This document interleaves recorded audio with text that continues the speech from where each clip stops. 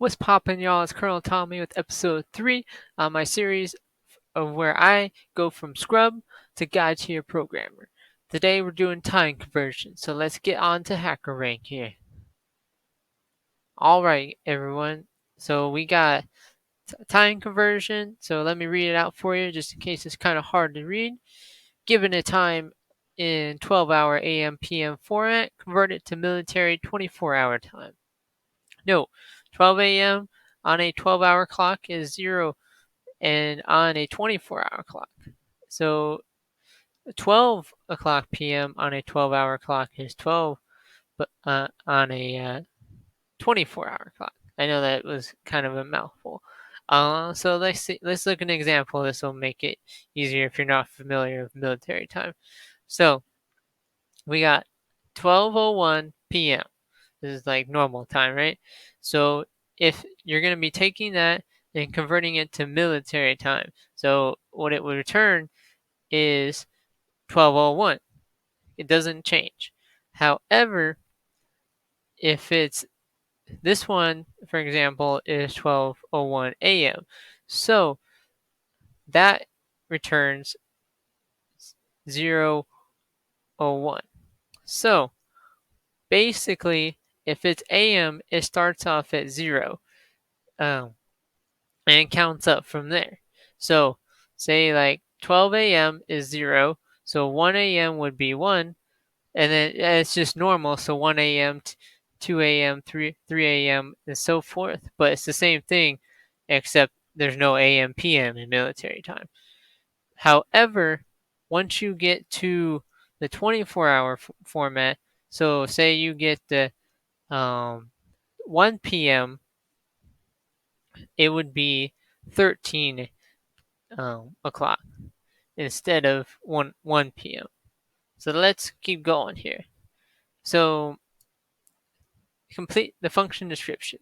Complete the time conversion function in the editor below. It should return a new string representing the input time in 24-hour format. Time conversion has the following parameters. So the string S is a time in 12-hour format, and it's going to return a string in 24-hour format. So this is what the input format is going to look like. So it's a single string S that represents a time in 12-hour clock format. So you got the hours, the minutes, seconds, and then AM, or it's hours, minutes, seconds, PM. So the constraints is all input times are valid. So no matter what, you're not going to be checking to make sure this is in the correct format or anything. So you don't have to worry about it. All of them are going to look like this with either AM or PM. So your sample input here is 7:05 45 seconds PM.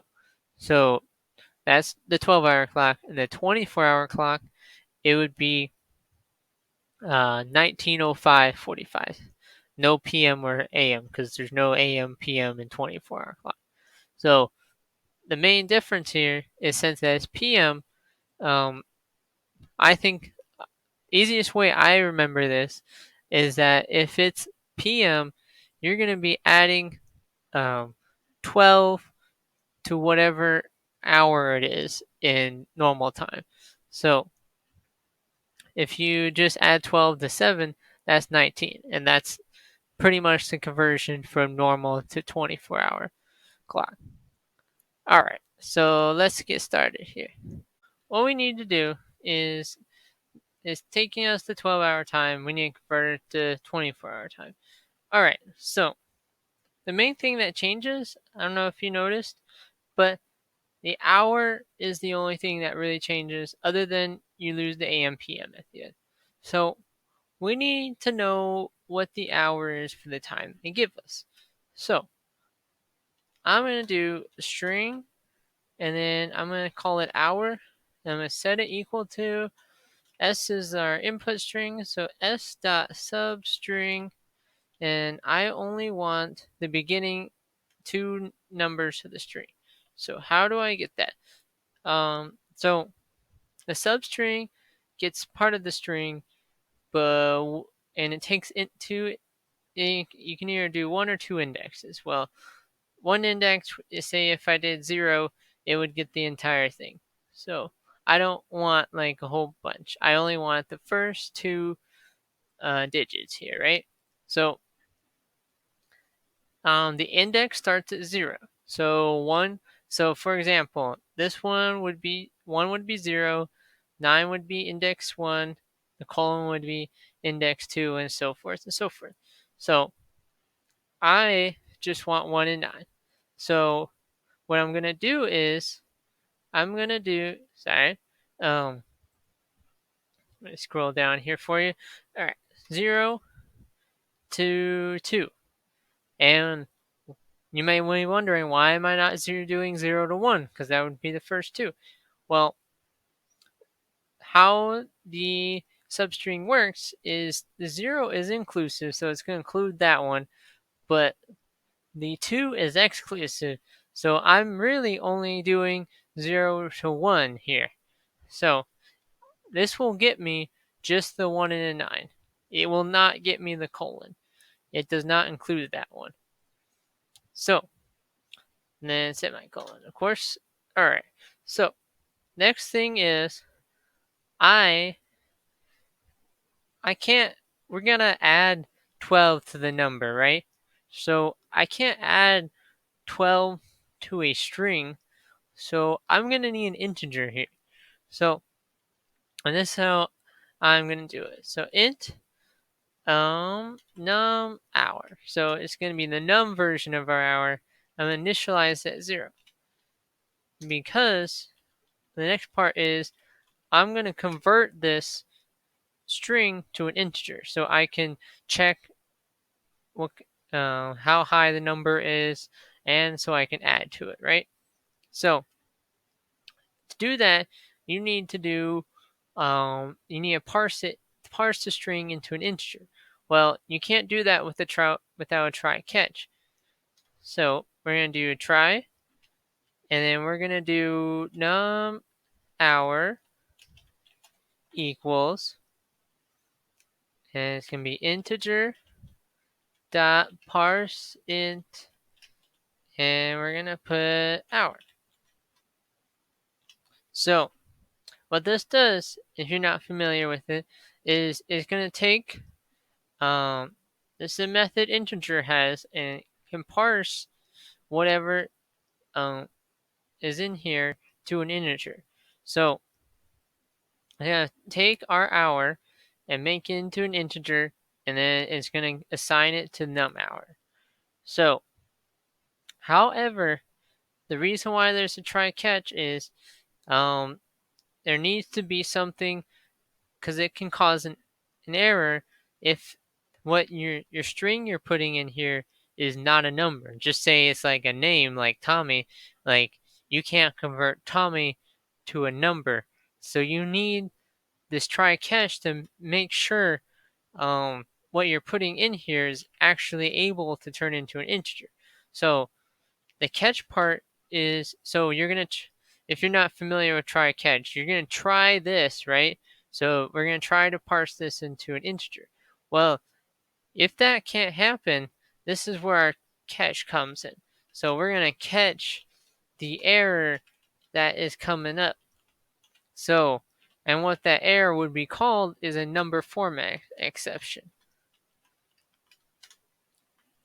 Now, how this works is this is a type of like variable right here. It's called number format exception. It's just like a string. It's like an integer, but it's its own type right there. Number format exception. And EX is what it's going to be called. Now, you don't really have to put anything in here for this instance, since we know that it's going to be an integer no matter what. But a lot of people just like to do is do like, so EX is our exception. So we're going to do dot print stack trace. It basically prints out the error that comes up. So, but we know it's not going to error out because we're going to be getting an integer, but that's okay.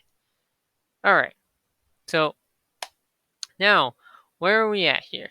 So we have the hour, right? We got the string version of it, and then we converted it into a number. Now we have an integer hour. So say we got like it was 10 p.m. or something like that. So we got 10 in num hour. All right. So what do we need to check here?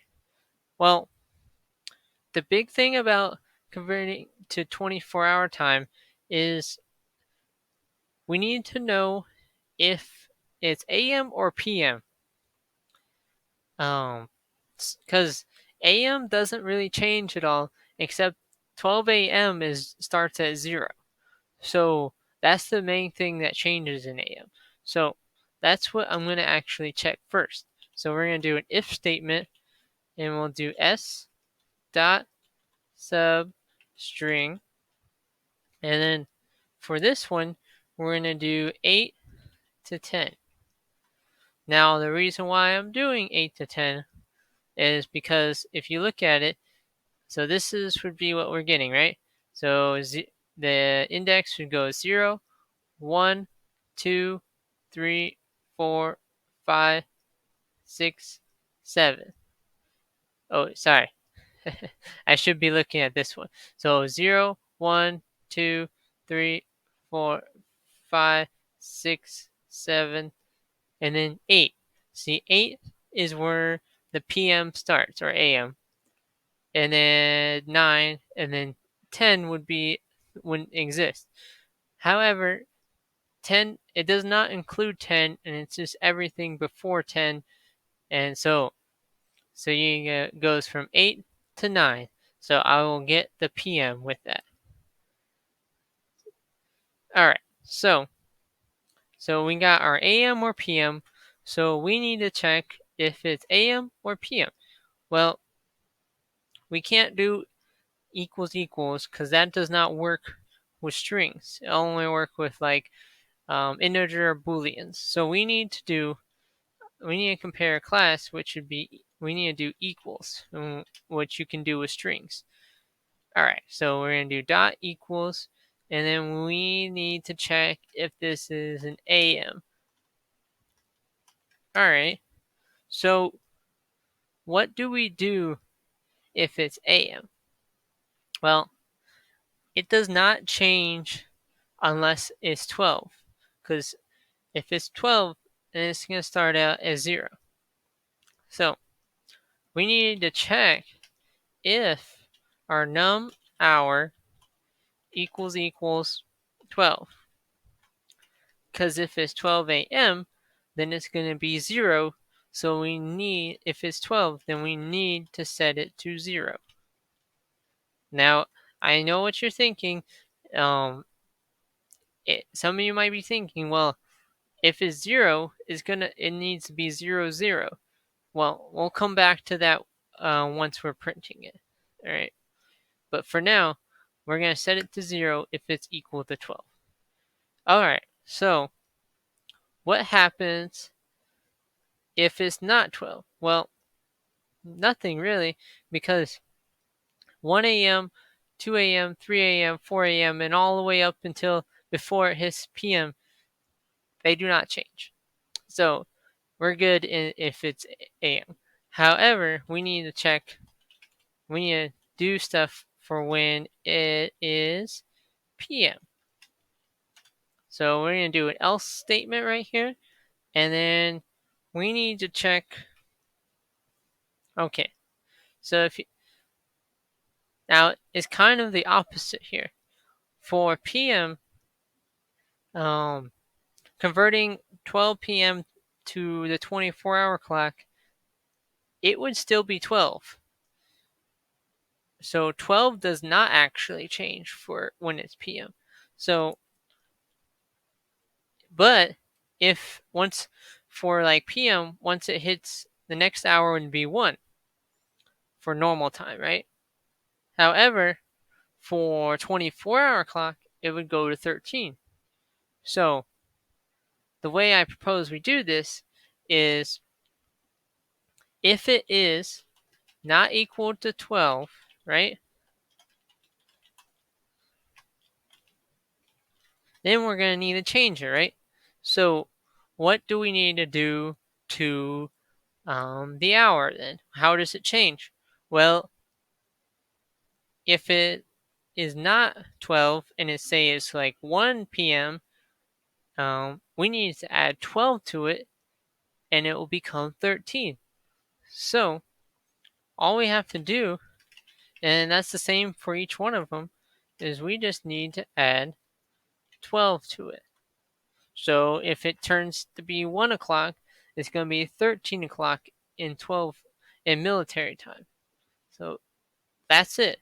That takes care of each hour. So that's actually it for our PM. Okay, now this is kind of more confusing part right here. So